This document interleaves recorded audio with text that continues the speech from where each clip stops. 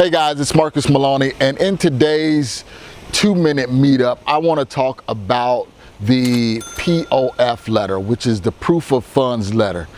In the midst of all of the concerns and questions about the coronavirus, I do want to still be consistent and remain consistent, providing you with these 2-minute meetups, because this information is going to be critical in your success in being a real estate wholesaler and a real estate investor.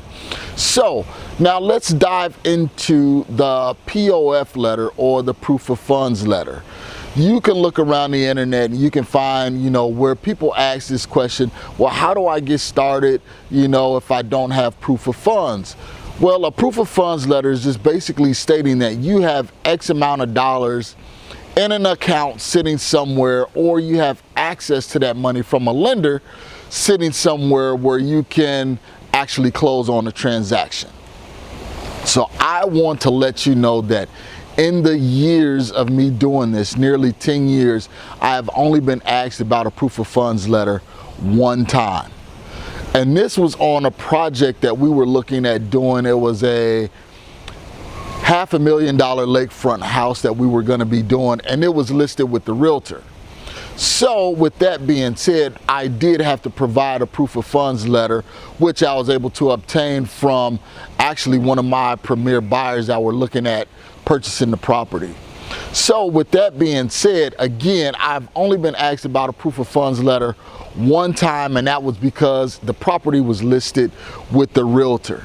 So the only times you actually need to provide proof of funds that I have run into is when you're trying to take down a foreclosure or a foreclosure house, or if the property is listed with the realtor. And the reason these two instances is because, one, the listing agent is going to want to see, hey, this person said that they're writing this offer up for cash.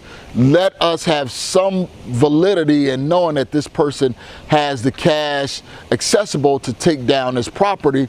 That way they're not wasting their seller's time, and pulling that property off the market. So that way the seller is at ease knowing that the transaction is going to close. And then two is with the property that's in foreclosure, a bank will require that you provide proof of funds in order to submit your offer on that property.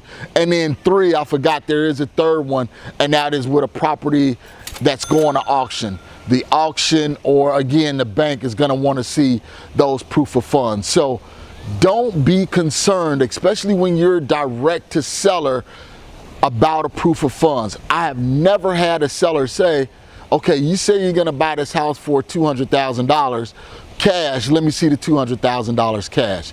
No time has that ever happened. So get these self-limiting beliefs out of your mind, thinking that I need to have X, Y, and Z, 1, 2, and 3 in order to get started. Get out there, get started, and you will see that some of the things that you read online, or some of the things that other people tell you, are just not true. They're just not factual.